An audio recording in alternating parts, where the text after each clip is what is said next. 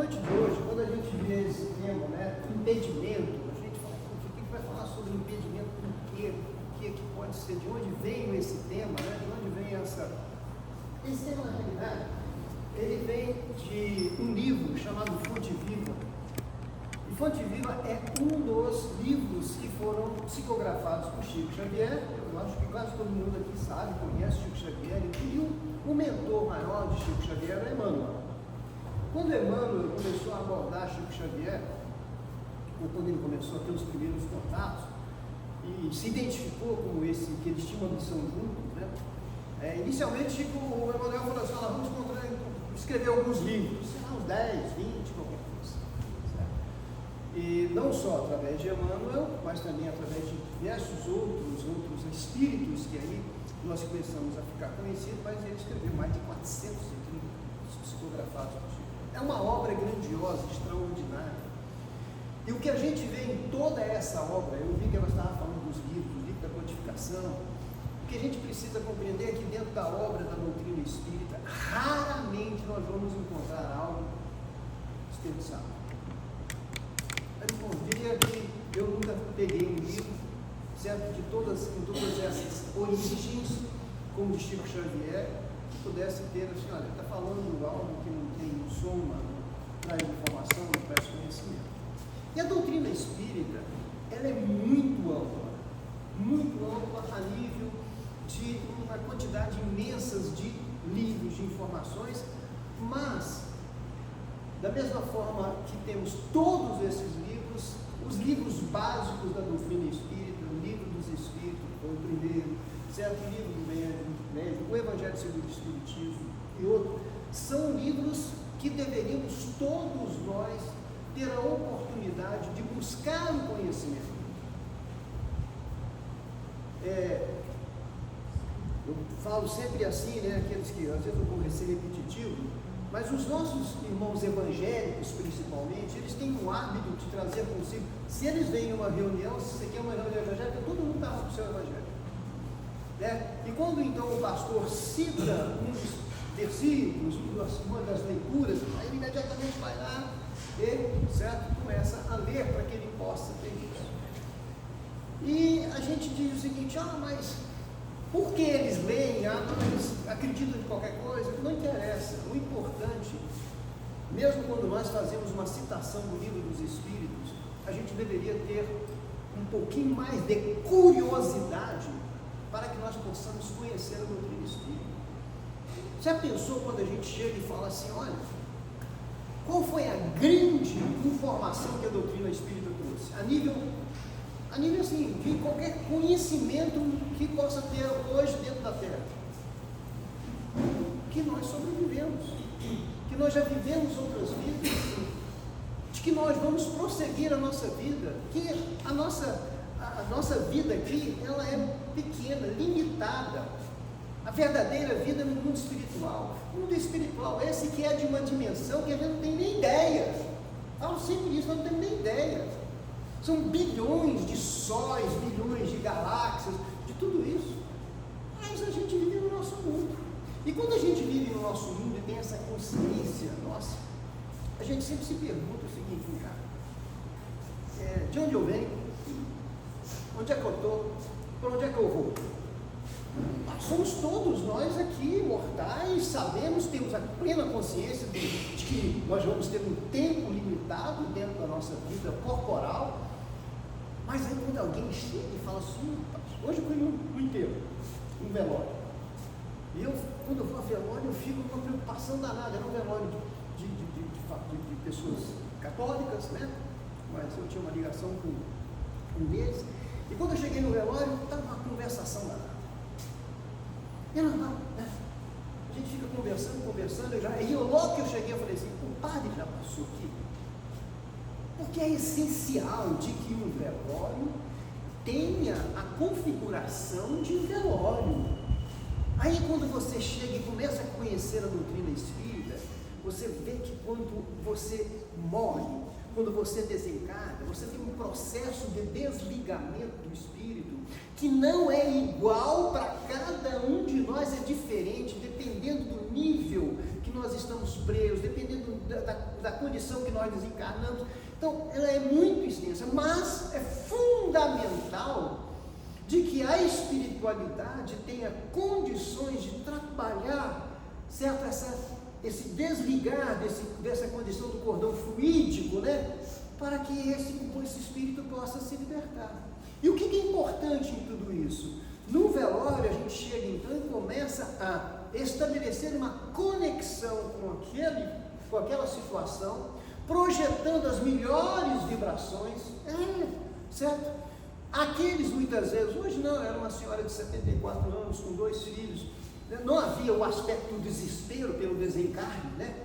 Mas havia uma tristeza. É logicamente que a tristeza, e quando a gente tem aquela pessoa em condição desesperada e se apega e pula em cima do caixão e fala, isso não é bom para o espírito que está para desencarnar. Onde é que a gente aprende isso? Onde é que a gente vê isso? No livro dos Espíritos. O livro dos Espíritos, ele começa a trazer todas essas informações, que a gente chega lá e folheia, e a doutrina espírita fica bem clara.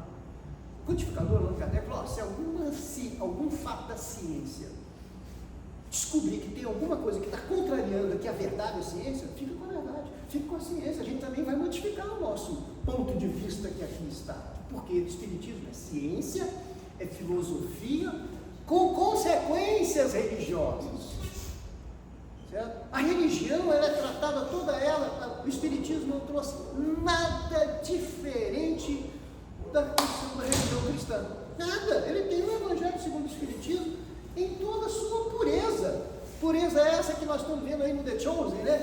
Quem está acompanhando essa série, eu recomendo, veja o The Chosen, acompanhe Jesus na sua intimidade, na sua proximidade, Jesus conosco, e é assim que é. E Jesus não veio criar nenhuma religião. Qual foi a religião que Jesus criou? O homem que começou a estabelecer essas coisas, de que criou, não, ele só trouxe uma situação clara. Jesus veio ensinar a nós a lição do amor. Só. Então não adianta a gente chegar e ficar, certo, estabelecendo, ligando ao espiritismo, ou ao catolicismo, ou ao movimento evangélico, situações para que a gente possa não, eu quero me curar de tudo, quero ficar feliz, não, a felicidade só tem um caminho, não adianta, não tem outro, o caminho do amor. E outra coisa, né? Eu vou falar mais um pupurri hoje do que qualquer coisa. O fato de nós nos convertermos, o que é converter? Quando você chega aqui nessa casa, muitas pessoas, eu não estou vendo nenhuma média aqui, muitos de nós, quando chegamos aqui pelas primeiras vezes, alguém chega para a gente e fala assim, olha, você passou ali na corrente de passe, no duro e tal, você tem mediunidade. E você vai precisar, às vezes as pessoas falam assim, você vai precisar educar essa mediunidade. O que é educar? É você começar sabendo que você tem. A mediunidade, ela não é qualidade, ela é um atributo, certo? Mas agora, eu posso utilizar essa mediunidade, devo então educá-la, né, para que eu possa utilizar bem na minha intermediação. Aí o que vai acontecer? Então é o seguinte, eu estou disposto, porque eu desde que comecei a ter esses sintomas e tudo, eu tenho muita dificuldade, eu sinto aquilo. Então é o seguinte, olha, você tem que vir aqui toda segunda e toda quinta. Mas toda segunda e toda quinta, vamos começar a falar dos impedimentos. Quando a gente começa a estabelecer uma meta, seja em qualquer campo, no campo profissional, certo? No campo pessoal, que a gente vê lá, veja bem, para chegar lá na faculdade, você não vai chegar lá na faculdade simplesmente já recebendo, estou aqui, cheguei na faculdade. Você pode até sentar lá na cadeira da onde estudam os estudantes da faculdade, mas tem todo um degrau para poder subir. Da mesma forma, quando a gente estabelece e vem, olha, eu vou seguir a doutrina espírita. Logo no início as pessoas convidam a gente, certo? A gente vem, aí a gente fala, olha, que dia que é lá? Lá é segunda-feira, e tal dia tem um estudo assim, mas é toda segunda-feira? Não muda. Mas às 7h30, aí a hora que a gente vai lá, como eu estava para poder sair, hoje é aniversário do meu filho, né? 45 anos, eu falo, puxa, eu vou lá dar um beijinho no meu filho. Mas, normalmente, quando a gente começa a estabelecer um monte de barreiras, para que nós não possamos, às vezes, cumprir com uma rotina, com uma disciplina necessária. Me desculpe falar pessoalmente, eu acabei de sair, pouco tempo eu estava lá, agora mesmo, estava numa academia, certo? Eu tenho que cuidar do corpo, né? E nós temos que cuidar do espírito. E para mim, qualquer ambiente é estudo de antropologia, é estudo de comportamento. E eu fico vendo lá, tem uns jovens, tem umas pessoas que pegam um peso danado e pega peso para cá, pega essa peso para cá, e eles vão lá 3 vezes por semana. Aí um desses jovens, um dia encontra uma namorada, e a namorada é espírita. Ele convida ele para vir o centro espírita. Vamos lá, meu bem, vamos lá, tem um centro lá, tem a reunião na segunda-feira, tem a mocidade no domingo e tudo. Ele falou, mas todo domingo ou toda segunda, você vai na academia segunda, quarta e sexta. Agora você não pode ir no centro uma vez por semana? Então, tudo às vezes, para essas coisas, a gente começa a, não tenho tempo, é isso, é o tempo, é a chuva, é isso e aquilo, e a gente começa a não existe condições de que nós possamos estabelecer conhecimento e estabilidade emocional sem que a gente tenha disciplina com tudo isso em nós. Então, a gente precisa compreender isso. Olha, eu tinha um amigo, tenho um amigo meu, e ele, toda vez que a gente ia pescar, né, ele bebia muito. E bebia e ficava aquele bicho, né, infelizmente desagradável e tudo. E uma vez, certa feita lá, ele ficou tão desagradável que nós amarramos ele na coluna lá do rancho. Ele acordou muito chateado. E ele falou assim, olha, tomei uma decisão, eu vou parar de beber. Tomei uma decisão. Beleza. E realmente, ele tomou a decisão e conseguiu estabelecer aquela meta dele. Tá, tipo, falando pra cá,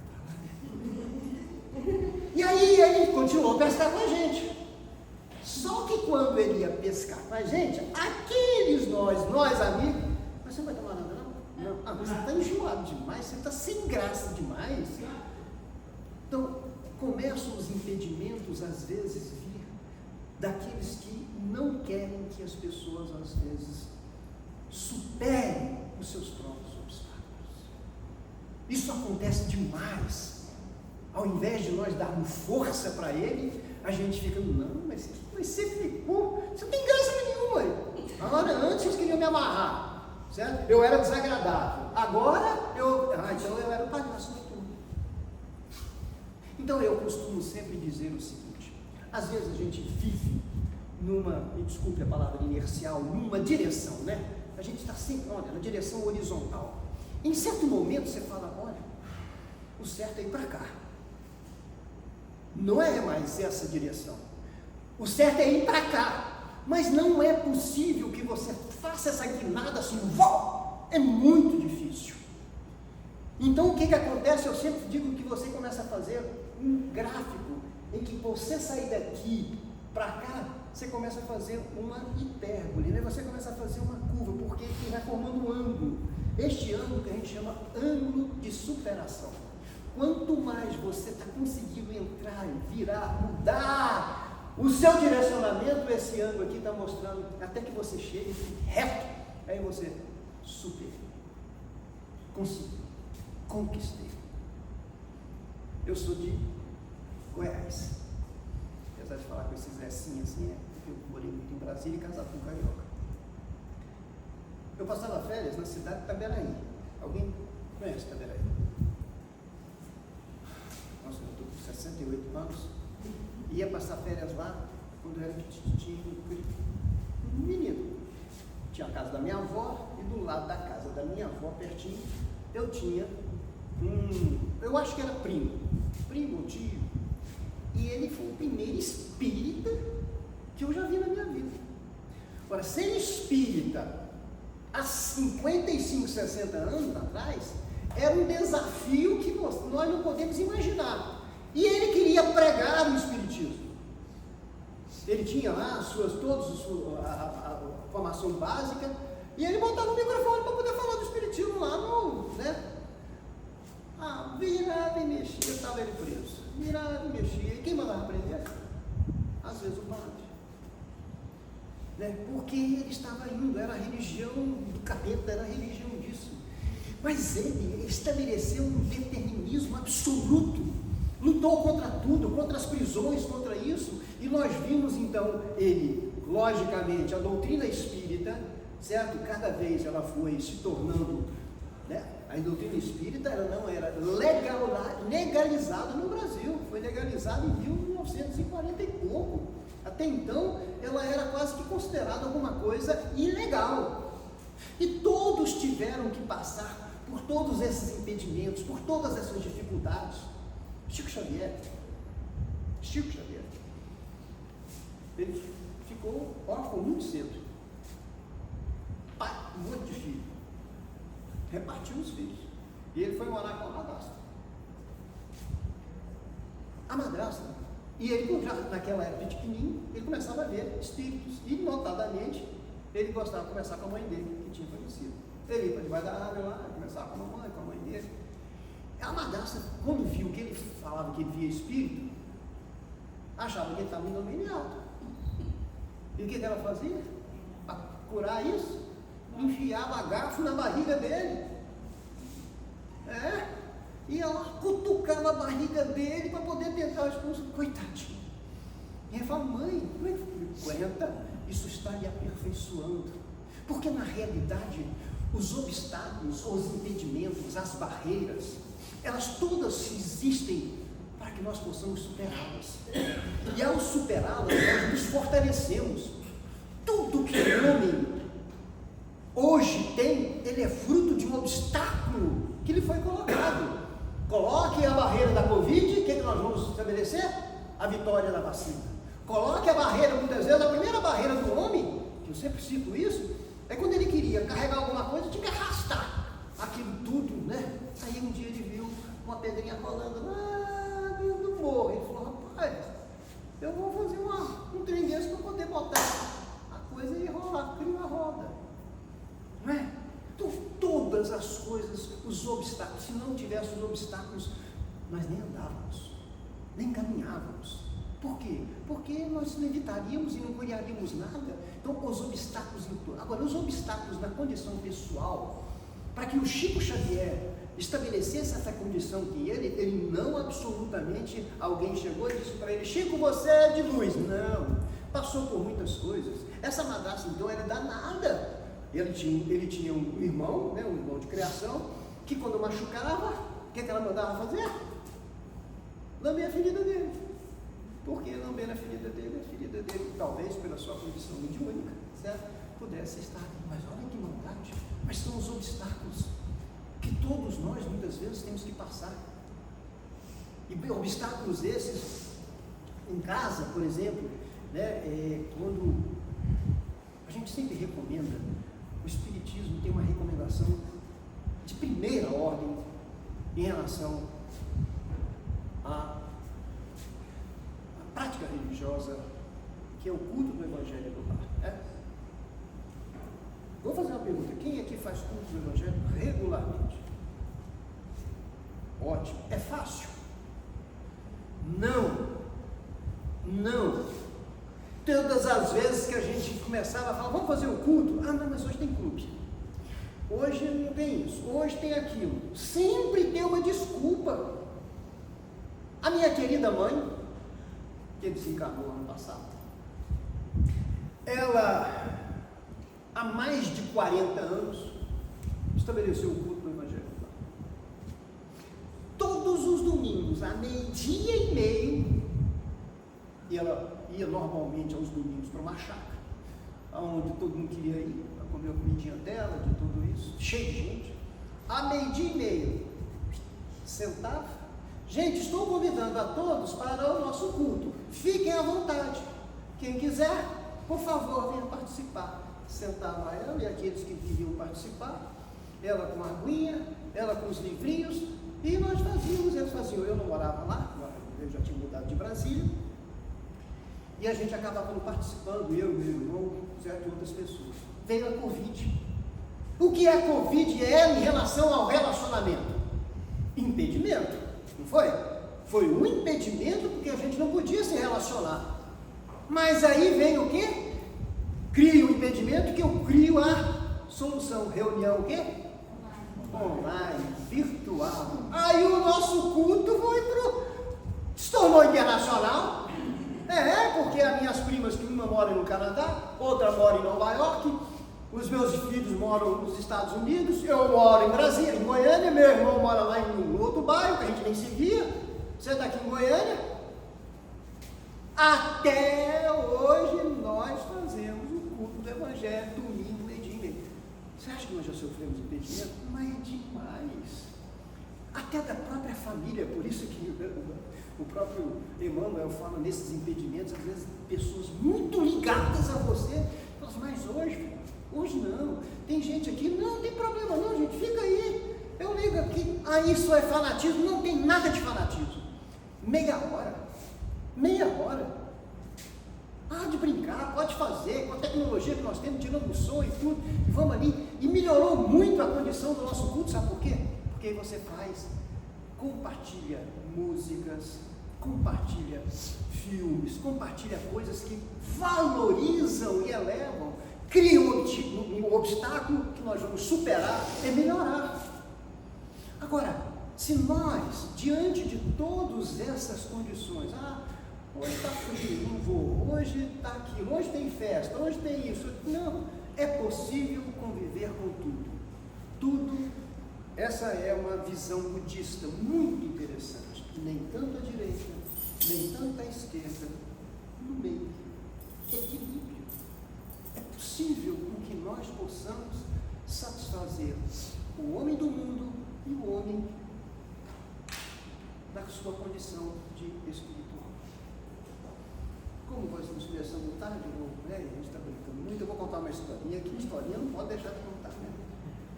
E não é uma história de um templo, de um centro espírita, é de um templo evangélico. Todos os domingos, naquele templo evangélico, após o culto, o pai, junto com um filho de 11 anos, após o culto, saía a distribuir folhetos, aqueles folhetos que tem, folhetos do centro espírita, tem o folheto da igreja, tem o folheto, e ele ia distribuir os folhetos evangélicos para a redondeza. Naquele domingo, chovia muito e muito frio. Acabou o culto, o garoto de 11 anos já botou a capa, falou: aí papai, vamos para onde, menino? Vamos distribuir os folhetos. Não, está chovendo muito frio, não dá para ir hoje não, meu filho. Você acha que as pessoas, quando estão sob chuva, não precisam da palavra de consolo? Não precisam das informações de Jesus? Meu filho, não adianta, você não vai me convencer. Hoje eu não vou, com esse frio e com essa chuva, não vou mesmo. Como ele era determinado, esse impedimento não deixou com que ele não fosse. O menino chegou e falou assim: não posso ir, pai?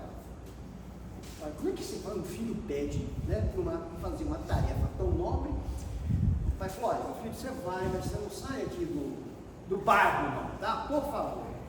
Tá bom, ele pegou lá os seus folhetinhos e saiu. Encontrava pessoas, distribuía na casa, de casa em casa e tal. Chegou no último folheto, parece que o mundo tinha acabado de gente. Ele não via mais ninguém. Olhava, já molhado que nem um pinto. Vai de chuva. Olhou, não achou, e mirou a casa. Ou miraram a casa para ele. Né? Ele entrou lá naquela varandinha, muito, né, determinado, porque para vencer os impedimentos você tem que ter determinação, você tem que ter vontade, você tem que estar focado nos seus objetivos. Ele estava. Foi lá e apertou a campainha da casa. Ninguém respondeu. Normalmente, diante desses impedimentos, você vai embora. Ele o quê? Apertou e foi insistente para apertar. Mas ninguém apertou. Bom, diante disso, ele se virou. Quando ele ia no movimento de ir embora, vou ficar quietinho. Alguma coisa chamou de volta. Ele voltou, tocou a campainha outra vez, agora mais decisivo, bateu na porta. Teve jeito, né? Daqui a pouco aparece uma senhora de idosa, rosto triste. E ela então, quando vê o menino, ele estava com aquele semblante radioso, um sorriso maravilhoso, né? E ela simplesmente perguntou: meu filho, o que é que eu posso fazer para você? Posso te ajudar? O que você quer? Ele falou: olha, primeiro a senhora me desculpe pela minha insistência, né? Por eu estar te perturbando, mas eu vim aqui, sabe para quê? Eu vim aqui para lhe dizer que Jesus lhe ama. E eu estou trazendo esse aqui, o meu último folhetim, que vai falar para você sobre Jesus e do amor dele para todos nós. Aquela senhora olhou aquela criança, ela já ficou mimbada, né, com toda aquela energia. Olha, meu filho, muito obrigado, muito obrigado. Ele então cumpriu a sua missão, foi embora, entregou o último folheto. Passou uma semana, ele estava no templo evangélico junto com o pai. Os evangélicos usam muito durante o seu culto, quando eles vão, em certo momento, falar: alguém tem algum testemunho para dar, né? Certo? Isso é muito comum. E aparecem as pessoas que foram graciadas com isso. E uma senhora lá atrás, na última fila, se levanta. E ela então começa a narrar, dizendo: olha, gente, eu até hoje, ou até domingo passado, eu não era cristã, não era dessa igreja, mas no domingo passado eu, diante de que minha vida tinha perdido completamente o sentido após a morte do meu marido, não tinha mais nenhuma razão de viver, estava sem esperança, sem nada, e eu resolvi então, naquele dia, peguei uma corda, peguei uma cadeira, e ela está narrando, fui para o sótão, passei a corda, coloquei no meu pescoço, e na hora que eu ia pular, a campainha tocou. Tocou uma, tocou duas, eu fiquei esperando. Quem é que pode estar? Logo, logo vai embora, com certeza.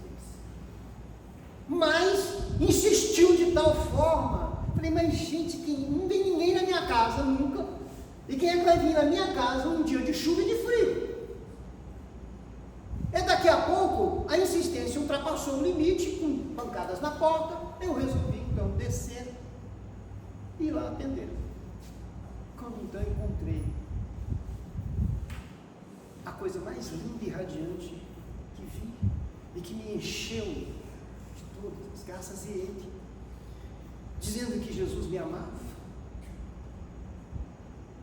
que ele queria entregar um folheto para que ela pudesse conhecer e sentir o amor de Jesus. Eu recebi, e ele era uma radiação que tomou conta de mim. Ele foi embora, eu agradeci, peguei o folheto, li, subi no sótão, tirei a corda, tirei a cadeira, e hoje estou aqui. Hoje estou aqui para agradecer, para conhecer esse anjo. Imagina o pastor, o pai, porque ele me reviveu, Ele me deu a esperança de uma nova vida. E é isso que nós precisamos compreender, que Jesus não veio solicitar crentes, simplesmente, eu acredito em Jesus. Não, Jesus quer pessoas, discípulos de Jesus, e o discípulo de Jesus é esse que tem que sentir a radiação, o amor de Jesus, para que nós possamos transmitir o amor de Jesus, que faz bem para nós, faz bem para a humanidade. Então, os impedimentos que fazem com que nós possamos ser dispensários do amor, é justamente isso, é egoísmo, é orgulho, é você ter a preguiça, é você muitas vezes não dar prioridades. Quantas vezes nós vamos ser chamados para uma campanha aqui no GAF? Gente, vamos lá para o GAF, vamos isso e tal. Mas tal dia, tal hora, tal isso, tal aquilo. E se você não se imerge dentro do clima de amor, de caridade, de paz, você não se transforma também. Então, todas as vezes que nós estabelecemos certas metas e certos objetivos, e em relação ao aspecto do conhecimento espírita, e eu falo muitas vezes médicos, pessoas que já frequentam um centro espírita, uma frequência espírita durante muitos anos, daqui a pouco é cometido por um mal muito, por um câncer, por uma doença, por aquilo. E ela às vezes chega e se pergunta, mas por que eu, que estou aqui há tanto tempo, praticando tudo isso? Fica bem claro, nós não estamos isentos, absolutamente isentos das necessidades de maior depuração. Esse mestre, esse Jesus que nos ama, que nos trouxe toda a sua mensagem de forma tão clara, tão cristalina, tão fácil de entender, não tem dificuldade nenhuma em entender. A lei do amor, então, é a mais didática possível. Amai a Deus sobre todas as coisas. Eu amo a Deus. Prova. Como é que você prova o amor a Deus? Não é através dos joelhos, não é através da gritaria. Você prova o seu amor a Deus amando o seu próximo.